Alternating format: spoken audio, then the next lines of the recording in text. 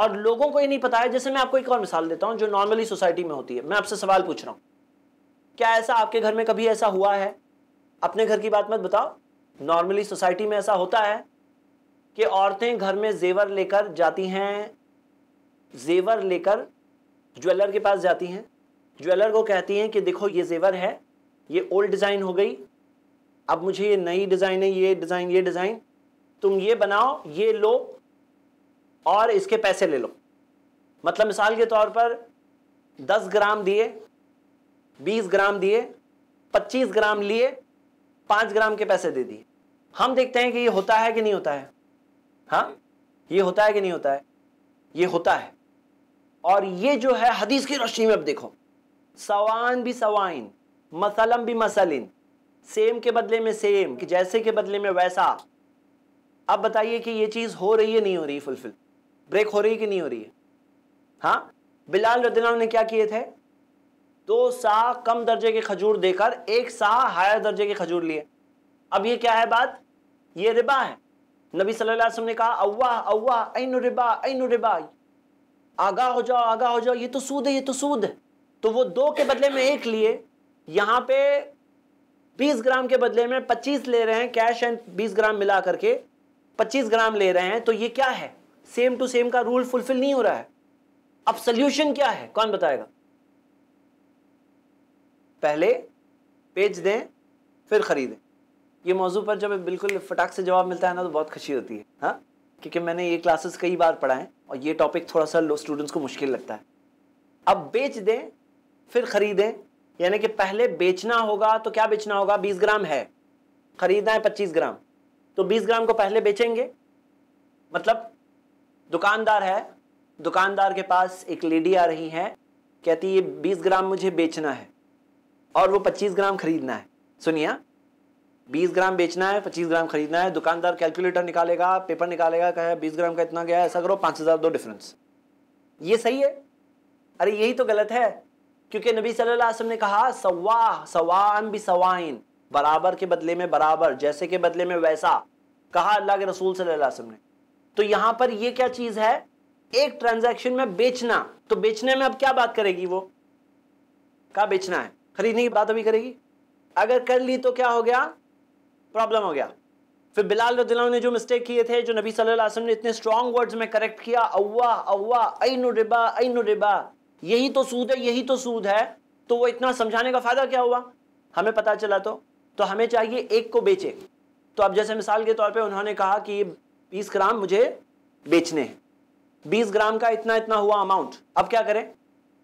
Amount ले, फिर 20 ग्राम के पैसे आ गए, बेच दी। अभी क्या करें? वहीं पे है, दुकान में है, वो दुकान के बाहर जाए, दूसरी दुकान में जाए। बाहर क्यों जाए? कौन बताएगा बाहर जाए? क्यों बाहर जाए? बायर और सेलर एक जगह रहते तब तक उनका राइट है भी। जब एक जगह पे आपको हदीस याद आ रही है, अलबाययानी बिल खियार मालम यतफर्रका, बेचने और खरीदने वाले के पास इख्तियार है। कब तक इख्तियार है? कब तक? जब तक अलग ना हो जाए।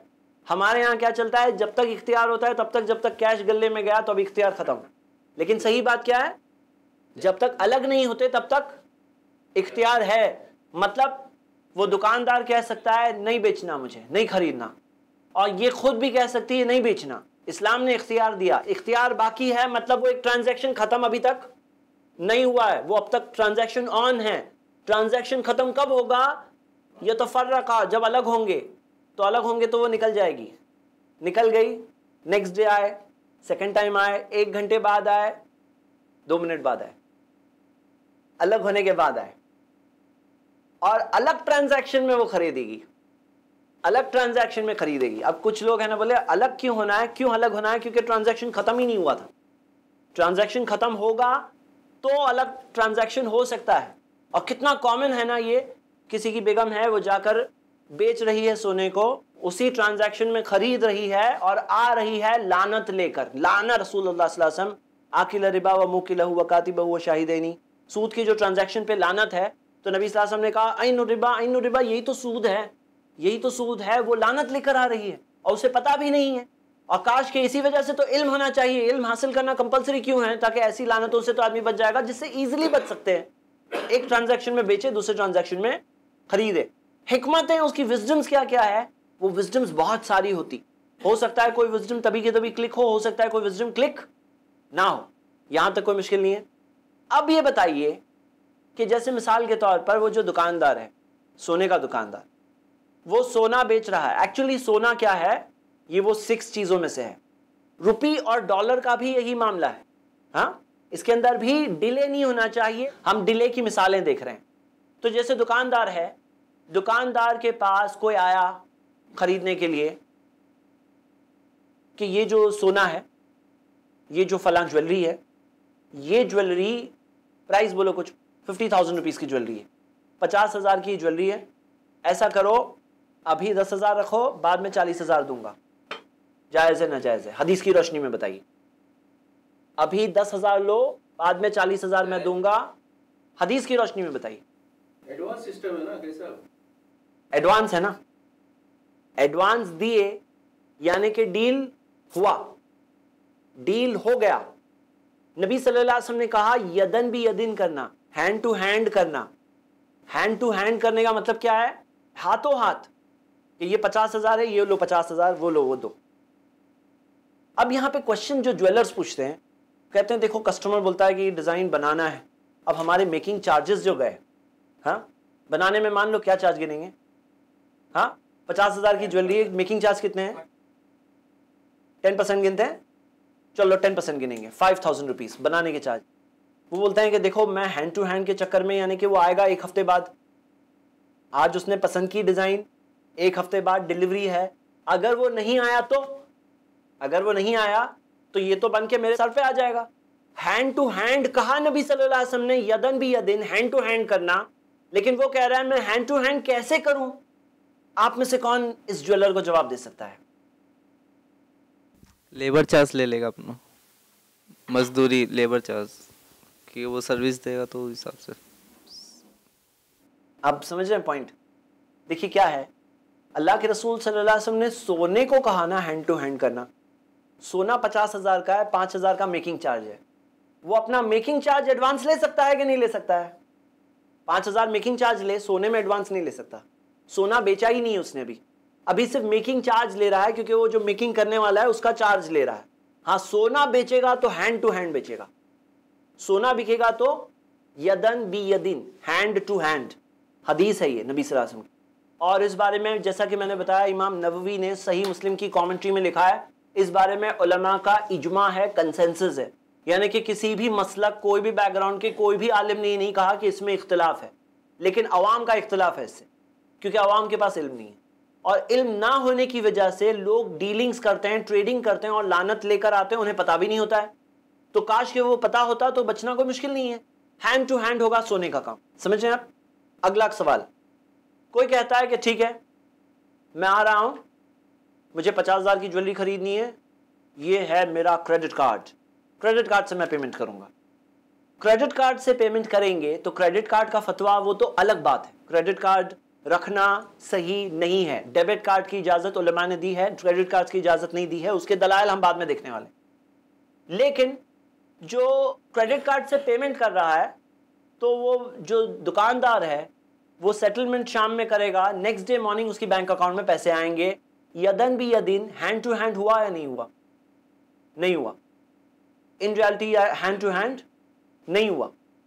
तो इसी वजह से क्रेडिट कार्ड से भी पेमेंट इसका नहीं होता है। सऊदी की सीनियर कमेटी ऑफ स्कॉलर्स का कहना है कि अगर कोई आकर चेक दे रहा है, 50,000 का चेक ले लो, चेक भी डिले हुआ, चेक क्लियर होने में 2 दिन लगेंगे, 3 दिन लगेंगे, फिर उसके पास पैसे आएंगे, यदन भी यदिन, हैंड टू हैंड हुआ नहीं हुआ। स्कॉलर्स ने ज्यादा से ज्यादा ये चीज की इजाजत दी है कि किसी को पे ऑर्डर लेकर जाना है या डिमांड ड्राफ्ट देना है तो उसके लिए कोल्ड कैश का हुक्म है, यानी कि जैसे वो कैश के जैसा ही हुक्म है। तो इसी वजह से अगर डिमांड ड्राफ्ट या पे ऑर्डर दे रहा है तो इट्स लाइक कैश, हाँ बैंकर्स चेक जो होता है।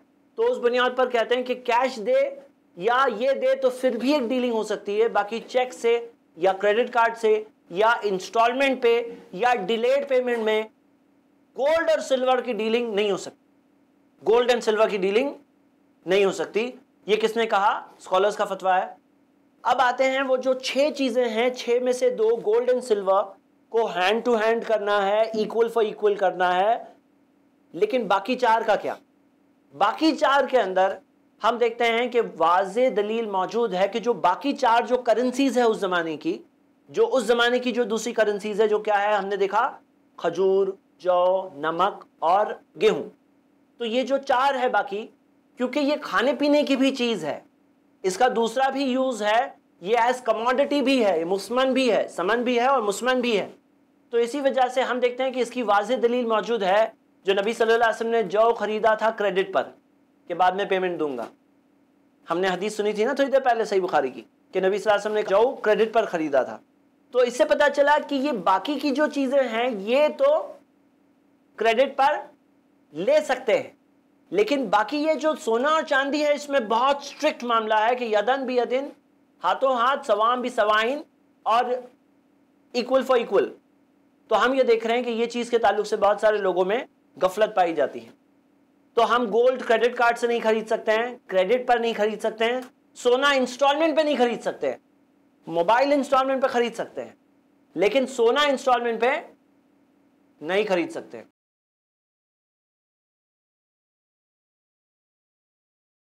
और हम ये देखते हैं कि अभी करेंसी डीलर के पास आते हैं, कोई है जो dollar to cash, cash to dollars, या डॉलर टू रियाल, या rupees to riyal currency change कर रहा है। अब करेंसी चेंज करने वाला रुपी, डॉलर, ये सब के ऊपर जो हुक्म है, वो हुक्म क्या चीज पर है? ये हुक्म सोने वाला हुक्म, वही हुक्म अप्लाई हो रहा है उनके ऊपर। तो हम ये देखें कि जो हुक्म सोने पर है वही हुक्म अप्लाई होने वाला है रुपी, डॉलर और ये सब पर। क्यों? क्योंकि ये करेंसीज एक जमाने में गोल्ड बैक्ड होती थी। ये अलग बात है कि आज नहीं है, ये अलग बात है कि आज गोल्ड बैक नहीं है। आज ये पूरी की पूरी फ्लोटिंग करेंसी है, इसके अंदर कोई गोल्ड बैकिंग नहीं है। ये बहुत बड़ा धोखा है एक्चुअली करेंसी के नाम में जो हमारे साथ हो रहा है, उसकी तो एक अलग कहानी है। चलिए हम आगे बढ़ते हैं। तो यहां बात ये हो रही है कि कोई रुपी और डॉलर में डील कर रहा है, तो रुपी और डॉलर में डील करने वाला शख्स, उसको क्या करना होगा? अब उसको चाहिए कि यदन भी यदिन, हैंड टू हैंड। जो सोना और चांदी में स्ट्रिक्ट मामला है वही स्ट्रिक्ट मामला डॉलर में, रुपी में, दिरहम में, रियाल में, ये सब करेंसीज में वही स्ट्रिक्ट मामला अप्लाई किया जाएगा। जो गोल्ड एंड सिल्वर का मामला है वही अप्लाई किया जाएगा। तो ये बहुत अहम बात है। और जो लोग मान लीजिए कि फॉरेन एक्सचेंज में डील करते हैं, वो यदन भी यदिन का रूल फॉलो करना चाहिए, हैंड टू हैंड का रूल। ये बहुत अहम बात। चलिए अब हम आगे बढ़ते हैं। ये हमने रिबा ऑफ डिले को थोड़ा डिटेल में देखा। यहाँ तक अगर कोई बात हो जो समझ में ना आई हो तो आप लोग पूछ सकते हैं। शेख इसे बताएं कि जो चीज़ लें वो सेम होना चाहिए, एक जैसी होनी चाहिए। जैसे दुकानों पे जाते हैं कपड़े लेने के लिए, सपोज शर्ट लिया 500 का और फिर वापस आया घर पर तो छोटी पड़ गई, फिर गया तो बोलता है 550 का है, उससे बड़ी साइज़। तो वहाँ पर कैसा करना चाहिए? जी, भाई का सवाल है कि कोई शर्ट लिए 500 का, घर जाके चेक किए तो पता चला साइज़ छोटी है, बड़ी साइज़ लेने गए तो उसने कहा ये बड़ी साइज़ 550 की आएगी। तो आप बताइए ये जो शर्ट है ये समन है कि मुस्मन है, प्राइस है कि प्राइस लगाई हुई चीज़ है? प्राइस लगाई हुई चीज़ है, इसके अंदर कोई प्रॉब्लम नहीं है। आप इसमें डिले में पेमेंट भी दे सकते हैं, इंस्टॉलमेंट में पेमेंट भी दे सकते हैं, क्रेडिट पे भी ले सकते हैं। 500 के बदले में 500 550 वाला लेकर 50 रुपीज़ डिफरेंस देकर भी आ सकते हैं। इसमें आज़ाद है, फबी उकई फशी, तुम जैसा चाहते हो वैसे तिजारत करो, कोई प्रॉब्लम नहीं है। दूसरे रिस्ट्रिक्शंस रहेंगे, लेकिन ये जो रिस्ट्रिक्शन जो गोल्ड एंड सिल्वर पे है वो रिस्ट्रिक्शन स्पेशल रिस्ट्रिक्शन है, वो रिस्ट्रिक्शन इस पर अप्लाई नहीं होगा। इसमें कोई टेंशन नहीं है, जाके करिए आप, कोई मसला नहीं है। जैसा आपने बोले मनी में इक्वल ट्रांजैक्शन हो जाए, अगर कोई 500 दे रहा है और चेंज में 400 अवेलेबल है तो अक्सर ऐसा होता है कि वो बोलता है अच्छा 100 रुपीज़ बाद में दूंगा।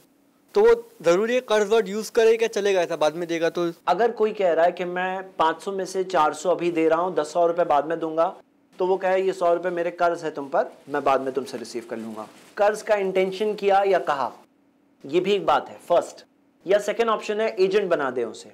लेकिन अगर ये दोनों चीज़ नहीं हुई तो उसने सवान भी सवाइन का रूल ब्रेक कर दिया, इक्वल के बदले में इक्वल का रूल तोड़ दिया, 500 के बदले में 400 किया। और यही चीज़ को नबी सल्लल्लाहु अलैहि वसल्लम ने रिबा कहा, सूद कहा। और सूद कितना खतरनाक गुनाह है वो हम लोग सब जानते हैं। तो ये एक चीज़ है जिसके अंदर सूद आ जाएगा अगर ये दो सोल्यूशन में से कोई सोल्यूशन ना लिया जाए, या कोई और हलाल सोल्यूशन है अगर, तो वो अप्लाई किया जा सकता है। लेकिन अगर कुछ नहीं करेंगे तो ये जो कायदा हमने देखा, ये कायदे के तहत गिल्टी है वो। जी, कर्ज वर्ड यूज करना जरूरी है उसको, कर्ज दे रहा हूँ मैं। अच्छा हाँ, कर्ज वर्ड यूज करना जरूरी है, सिर्फ नियत भी कर सकते हैं। तो दोनों को नियत करनी होगी, और दोनों नियत करेंगे नहीं करेंगे तो पहले एक बार क्लियरली बोल देंगे तो ज्यादा अच्छा है ना। जी, क्योंकि अगर मान लीजिए एक शख्स ने, देने वाले ने तो कहा कि हाँ मेरे 100 रुपए कर्ज है, इंटेंशन किया, लेकिन लेने वाले ने कर्ज की नियत नहीं की, तो उसके ऊपर वो लानत वाली बात आ जाएगी। तो इसी वजह से बोल देना कि कर्ज है, मैं बाद में तुमसे ले लूंगा, ताकि वो शरीयत का वो रूल पूरा हो जाए।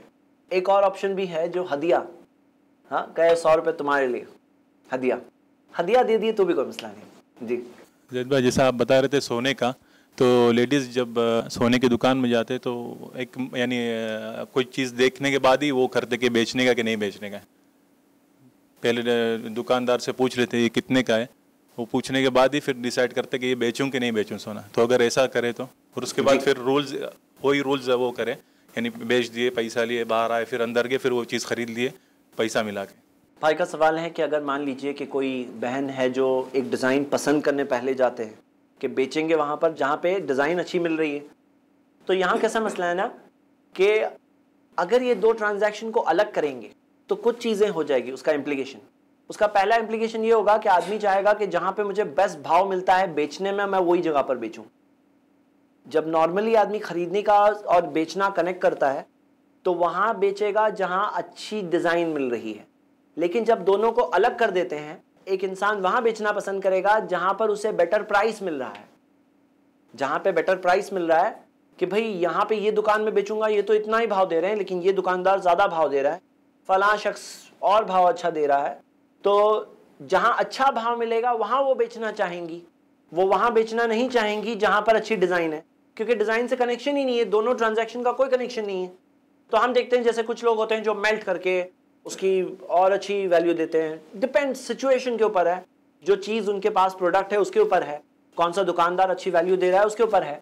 तो दोनों ट्रांजैक्शन कनेक्टेड नहीं है। इसके अंदर अगर किसी ने जाकर पहले से सिलेक्ट किया कि अच्छा ये दुकान में ये डिज़ाइन अच्छी मिल रही है, फिर वही दुकान में बेच रहे हैं, तो कोई मसला नहीं है, लेकिन दुकानदार को ये नहीं समझ में आना चाहिए दोनों ट्रांजैक्शन एक ही है। क्लियरली ट्रांजैक्शन अलग होनी चाहिए। जी नहीं, लेडीज जैसे पूछ लेते हैं कितने का मेरे को पड़ेगा ये खरीदने के लिए, और कितना फ़र्क, और ये बेचूंगी तो कितने में खरीदोगे, तो वो एक कैलकुलेशन रहता है ना कि मेरे को इतना भरना पड़ेगा। अगर कोई शख्स एक बार में जाकर इंक्वायरी करके आ रहे हैं, फिर एक बार में अलग से बेच रहे हैं, फिर एक बार में अलग से ले रहे हैं, ताकि दुकानदार के माइंड में कनेक्शन ना आ जाए कि ये एक रस्म अदा कर रहे हैं, बाहर निकल के आने की रस्म अदा कर रहे हैं, रियली अलग ट्रांजैक्शन होने चाहिए, दोनों ट्रांजैक्शन कनेक्टेड नहीं होने चाहिए। जी तो मेरे दुकान के अंदर अकाउंट है, अभी आपने बोला स्वाइन बाय स्वाइन का जो रूल रेगुलेशन फॉलो होता है, तो मैं तो ऐसा होता है कि पूरा राशन एक साथ में ले लेता हूँ, उसमें नमक भी होता है, उसमें गेहूँ भी होता है, खजूर भी होता है, मगर पैसा मैं फिर उसको 1 तारीख से 10 के बीच में देता हूँ। तो ये भी क्या ब्याज के अंदर ही आएगा, ये भी रूल रेगुलेशन? जी, भाई ने बहुत अच्छा सवाल पूछा है कि मान लीजिए कि कोई शख्स नमक ले रहा है, खजूर खरीद रहा है, गेहूं ले रहा है राशन की दुकान से, और राशन की दुकान में कई लोग ऐसा करते हैं कि ले लेते हैं और फिर 1 तारीख को पेमेंट करते हैं, क्रेडिट पे उनका अकाउंट चलता है। मैंने इस सवाल का जवाब एक्चुअली बताया है, आप में से कौन बता सकता है क्या जवाब है? 6 में से 2 में बहुत स्ट्रिक्ट मामला है कि वो यदन भी यदिन अप्लाई किया जाएगा, हैंड टू हैंड का रूल होगा, वो सिर्फ सोने चांदी पे। खजूर वगैरह का जब पेमेंट कैश में किया जा रहा है, मतलब सोना चांदी की इक्विवेलेंट यानी रुपये और डॉलर में पेमेंट किया जा रहा है, तो इसमें डिलेड पेमेंट की दलील मौजूद है। वो कहाँ है? नबी सल्लल्लाहु अलैहि वसल्लम ने खुद जाओ क्रेडिट पे लिया था। लेकिन अगर गेहूं के बदले में गेहूं वाला मामला है, मतलब गेहूं के बदले में कैश का मामला है तो अलग है, लेकिन गेहूं के बदले में गेहूं, कि ये गेहूं के बदले में ये गेहूं, वो उसे करेंसी की तरह मामला है, तो उसे हैंड टू हैंड करना पड़ेगा, यदन भी यदिन करना पड़ेगा। जैसे उस जमाने में नबी सल्लल्लाहु अलैहि वसल्लम ने कहा ये 6 चीजें हैं यदन भी यदिन, तो यदन भी यदिन हैंड टू हैंड का कायदा अगर उसके बदले में वो है, जैसे उस जमाने में ये करेंसी थी, मिसाल के तौर पर एक शख्स ने दूसरे शख्स को 100 किलो गेहूं दिया, ये लो 100 किलो गेहूं, अब वो रिटर्न में 110 किलो देगा, हाँ तो क्या हो गया? ये सूद हो गया, हाँ ये सूद हो गया। तो हम ये देखते हैं कि ये करेंसी थी उस जमाने की। अब उसके अंदर अगर कोई कर रहा है तो हैंड टू हैंड वाला रूल भी फॉलो होगा, सवान भी सवाइन का रूल भी फॉलो होगा, ताकि सूद को कोई चोर दरवाजा नहीं मिले। हर चोर दरवाजा लॉक हो गया ये कायदे के तहत। एक शख्स ने दूसरे शख्स को 100 किलो गेहूं दिया, ये लो 100 किलो गेहूं, अब वो रिटर्न में 110 किलो देगा, हाँ, तो क्या हो गया? ये सूद हो गया, हाँ, ये सूद हो गया। तो हम ये देखते हैं कि ये करेंसी थी उस जमाने की। अब उसके अंदर अगर कोई कर रहा है तो हैंड टू हैंड वाला रूल भी फॉलो होगा, सवान भी सवाइन का रूल भी फॉलो होगा, ताकि सूद को कोई चोर दरवाजा नहीं मिले, हर चोर दरवाजा लॉक हो गया ये कायदे के तहत। और कोई सवाल? सोनार के यहाँ लाने गोल्ड लेने जाए जेवर, तो अपना पुराना जेवर उसको दे के चले आया है, न कुछ भाव किए न कुछ, उसका कितना कीमत हुआ वो काट के अपने आप भेजता है कि इतना पैसा हमको भेजो, हमको उससे क्रेडिट है, उससे लेना देना रहता है, और दूसरे दिन उसने कितना काट के भेजा वो पैसा उतना हम उसको दे दिए, तो ये क्या जायज़ है? जी, सोने के मामले में क्रेडिट पे डीलिंग करना जायज़ नहीं है। इस चीज़ के मुतालिक सारे जो उलमा का भी इत्तेफाक है और जो बड़े जो उलमा दुनिया के आज हैं उनका भी कहना है, यही बात है कि इसमें रूल है यदन भी यदिन, हैंड टू हैंड होना चाहिए। तो जैसा लोग कहते हैं ना कि क्रेडिट पे मेरा अकाउंट है सोनार के पास, सोनार के पास क्रेडिट अकाउंट यानी कि सूद का account, credit is equal to सूद, इन्नमर रिबा फिन नसिया, डिले में भी सूद होता है। तो ये बहुत खतरनाक एरिया है। इसी वजह से इसके अंदर क्या होगा कि यहाँ बेचे, बोलेंगे उसके पास कैश रेडी है तो मुझे बुलाओ, मैं ये 50,000 के जेवरात बेचना चाहता हूँ, तुम कैश रेडी करो तब मैं लेके आऊँगा, कल भेज दूंगा, एक हफ्ते बाद ले लेना। वो कहेगा मुझ पर भरोसा नहीं है क्या? बोले भरोसे की बात ही नहीं है, यहाँ पे लेट नहीं हो सकता, यहाँ कायदा है यदन बी यदिन, हैंड टू हैंड। जी, फसल जब होती है गेहूँ या धान की तो उस वक्त कोई लेता है तो 100 किलो, और जब बिना सीजन 4 महीने के बाद जब पैदा होता तब देता है तो ये 110 किलो, ये जायज़ है? गेहूं की फसल जब निकलती है तब 100 रुपये का भाव होता है, और बाद में लेंगे तो 110 का भाव हो जाएगा।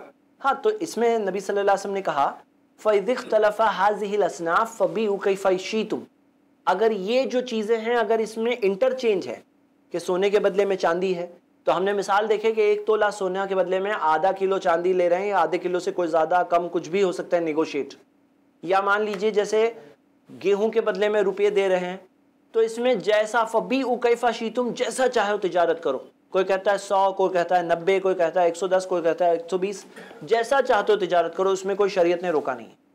और उसके अंदर हैंड टू हैंड का भी प्रॉब्लम नहीं है अगर वो सोने के बदले में चांदी है।